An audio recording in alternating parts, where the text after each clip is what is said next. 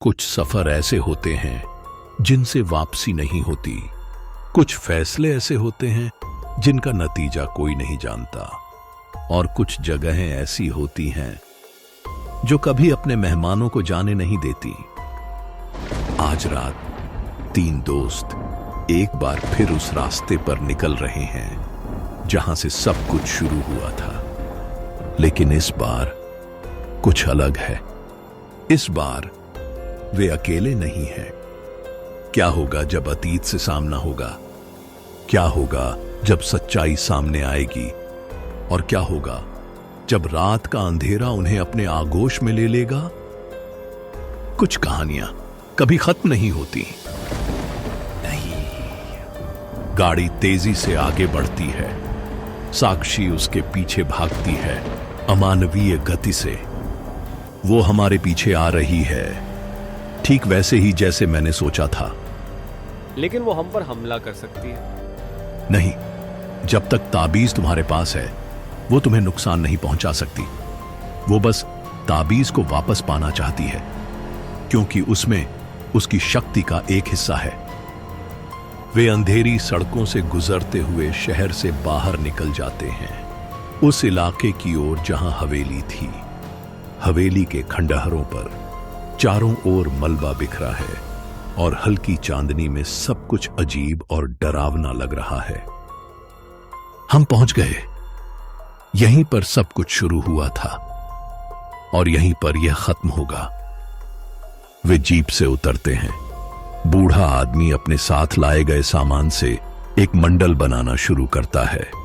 राहुल और नेहा उसकी मदद करते हैं। ये सब काम करेगा ना? अगर सब कुछ सही हुआ तो हां। अचानक दूर से एक चीख सुनाई देती है। वे मुड़कर देखते हैं। साक्षी खंडहरों की ओर तेजी से आ रही है। वो आ गई। जल्दी मंडल को पूरा करो। वे जल्दी जल्दी काम पूरा करते हैं। मंडल के चारों ओर मोमबत्तियां जला दी जाती हैं। अब तुम दोनों मंडल के अंदर खड़े हो जाओ और ताबीज को बीच में रखो। राहुल और नेहा मंडल के अंदर जाते हैं। राहुल ताबीज को मंडल के बीच में रखता है। ताबीज का लाल पत्थर अब और तेजी से चमकने लगता है। अब हम मंत्र पढ़ेंगे। जैसे ही साक्षी मंडल के पास आएगी हम उसे अंदर खींच लेंगे। और फिर असली अनुष्ठान शुरू होगा और शाप टूटेगा। साक्षी उनके पास पहुंच जाती है। वह क्रोधित दिखती है। उसके चारों ओर अजीब काली हवा घूम रही है। वो मंडल के बाहर खड़ी होती है, अंदर प्रवेश करने से डरती हुई। तुम लोग क्या कर रहे हो?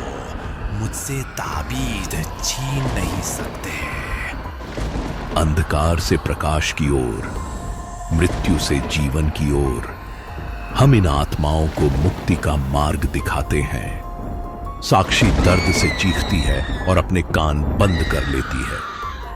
बंद करो, अभी बंद करो। राहुल बूढ़े आदमी के साथ मंत्र दोहराते हुए अंधकार से प्रकाश की ओर। नेहा भी जुड़ जाती है। मृत्यु से जीवन की ओर। तीनों एक साथ मंत्र पढ़ रहे हैं। मंडल तेजी से चमकने लगता है और ताबीज का लाल पत्थर पूरी तरह से जल उठता है। नहीं, तुम नहीं जानते क्या कर रहे हो। अगर तुम हमें मुक्त करोगे तो वह भी मुक्त हो जाएगा। बूढ़ा आदमी मंत्र पढ़ते पढ़ते रुक जाता है। कौन मुक्त हो जाएगा? अचानक खंडहरों से एक भयानक आवाज आती है, जैसे कोई गहरी जमीन से उठ रहा हो। जमीन कांपने लगती है। ओह नहीं, मैं समझ गया। यह कोई सामान्य शाप नहीं है, यह कुछ और है। क्या मतलब? हवेली का असली राज। सैकड़ों साल पहले इस जगह पर एक काला जादूगर रहता था। उसने एक प्राचीन राक्षस को बंधक बनाकर रखा था। लेकिन जब जादूगर की मृत्यु हुई, राक्षस पूरी तरह से बंधन से मुक्त नहीं हुआ। वह इस जगह से जुड़ गया। और अब वह हमारे जरिए पूरी तरह मुक्त होना चाहता है।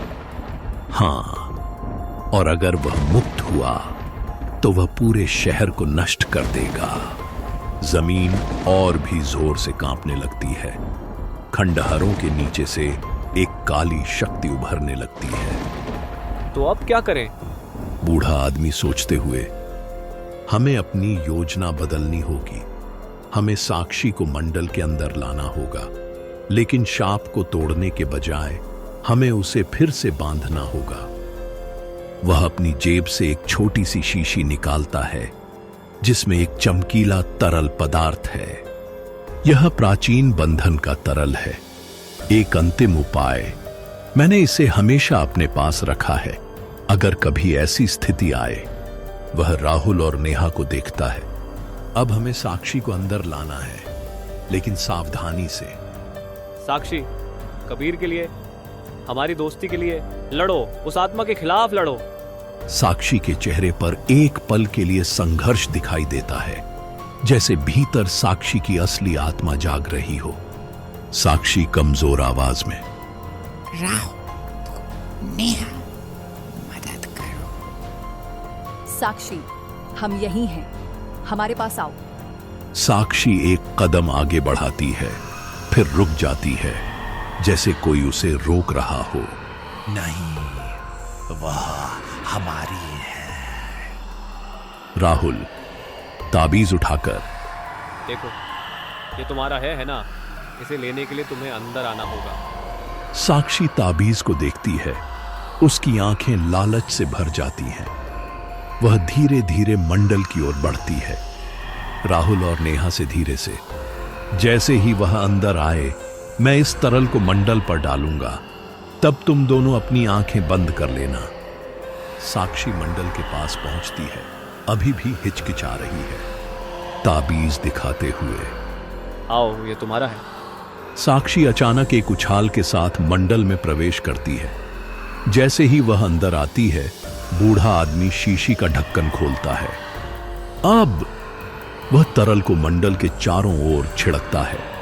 एक तेज प्रकाश चमकता है, इतना तेज कि पल भर के लिए पूरा इलाका दिन की तरह रोशन हो जाता है। जब रोशनी कम होती है तो साक्षी मंडल के बीच में खड़ी है। उसके चारों ओर से काला धुआं निकल रहा है। धुआं ताबीज की ओर खींचता है और उसके अंदर समा जाता है। राहुल, नेहा, वह गिरने लगती है। राहुल और नेहा उसे संभालते हैं। साक्षी, तुम ठीक हो? आंखें खोलते हुए अब पूरी तरह अपने आप में। हाँ, मुझे लगता है वह चला गया। ताबीज को एक विशेष बक्से में रखते हुए, हाँ, लेकिन सिर्फ अस्थायी रूप से। हमें इस ताबीज को एक सुरक्षित जगह पर ले जाना होगा, जहां यह किसी को नुकसान नहीं पहुंचा सकता।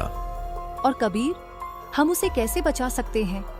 बूढ़ा आदमी गंभीर हो जाता है। कबीर, उसकी आत्मा अभी भी इस ताबीज से जुड़ी है। अगर हम इसे नष्ट कर दें तो शायद वह आजाद हो जाए, लेकिन यह बहुत खतरनाक होगा। खतरनाक कैसे? क्योंकि इस ताबीज में सिर्फ कबीर की आत्मा नहीं है, इसमें सैकड़ों आत्माएं हैं जो पिछले कई सालों से इस हवेली का शिकार बनी है, और साथ ही वह राक्षस भी अभी इसी में बंद है। तो हम क्या करें? हम कबीर को ऐसे नहीं छोड़ सकते। अचानक ताबीज चमकने लगता है और उससे एक धुंधली सी आकृति निकलती है, कबीर का प्रेत रूप। दोस्तों, मुझे जाने दो। कबीर, मैं ठीक हूँ राहुल। मैंने अपना फैसला कर लिया था। उस दिन हवेली में मैं जानता था कि मैं क्या कर रहा हूँ। लेकिन हम तुम्हें वापस लाना चाहते हैं। कबीर मुस्कुराते हुए, मैं वापस नहीं आ सकता नेहा, लेकिन मैं आगे जा सकता हूँ अगर तुम मुझे जाने दो। क्या मतलब? मैं और बाकी आत्माएं हम मुक्त हो सकते हैं, लेकिन उसके लिए तुम्हें एक अंतिम कार्य करना होगा। वह बूढ़े आदमी की ओर देखता है। आप जानते हैं क्या करना है ना? गंभीरता से सिर हिलाता है। हाँ, हमें हवेली के नीचे छिपे गुप्त कमरे में जाना होगा। वहीं पर शाप शुरू हुआ था और वहीं पर इसका अंत होगा। हमें एक विशेष अनुष्ठान करना होगा हवेली के नीचे छिपे गुप्त कमरे में, जहां से सब शुरू हुआ था। लेकिन राक्षस को मैं संभालूंगा। मैं और बाकी सभी आत्माएं मिलकर उसे रोक लेंगे जब तक अनुष्ठान पूरा ना हो जाए। लेकिन ये बहुत खतरनाक है कबीर। तुम्हारी आत्मा। मेरी चिंता मत करो। मैंने अपने भाग्य को स्वीकार कर लिया है। अब तुम्हें अपना कर्तव्य निभाना है। वह तीनों दोस्तों को देखता है। मुझे याद रखना, लेकिन आगे बढ़ जाना। जिंदगी बहुत छोटी है। प्रेत वापस ताबीज में समा जाता है। हमें जल्दी करनी होगी। हमें हवेली के खंडहरों में गुप्त कमरे का प्रवेश द्वार खोजना होगा। वहीं पर अनुष्ठान किया जा सकता है। और अगर हम प्रवेश द्वार नहीं खोज पाए तो राक्षस धीरे धीरे ताबीज से बाहर निकलने का रास्ता खोज लेगा और तब कोई उसे नहीं रोक पाएगा। तो देर किस बात की, शुरू करें। कबीर के लिए हमें यह करना होगा। राहुल ताबीज को सावधानी से अपनी जेब में रखता है। अचानक ताबीज से एक तेज लाल प्रकाश निकलता है और राहुल का हाथ जल जाता है। यह शुरू हो गया है। राक्षस ताबीज से बाहर आने की कोशिश कर रहा है। हमें जल्दी करनी होगी। राहुल ताबीज को देखता है जो अब पूरी तरह से लाल हो गया है और उसके अंदर से कई छोटी छोटी आवाजें आ रही हैं। सैकड़ों आत्माओं की आवाजें जो मदद के लिए पुकार रही हैं। कबीर, हम तुम्हें बचाएंगे। क्या वे गुप्त कमरे का प्रवेश द्वार समय पर खोज पाएंगे? क्या कबीर की आत्मा को शांति मिलेगी? और वह राक्षस जो सदियों से बंधन में है, क्या वह आजाद हो जाएगा? जानने के लिए इंतजार करें अगले एपिसोड का अंतिम संग्राम। तो दोस्तों, कैसी लगी आपको ये कहानी? अपना फीडबैक हमें कमेंट बॉक्स में जरूर लिखकर बताएं। और अगर आपने अब तक हमारे चैनल को सब्सक्राइब नहीं किया है तो जल्दी से कीजिए, क्योंकि आगे क्या होने वाला है वो सबसे पहले आप तक पहुंचता रहेगा नोटिफिकेशन के जरिए। और हां, बेल आइकन को दबाना मत भूलना ताकि आप एक भी सस्पेंस या हॉरर अपडेट मिस ना कर पाएं।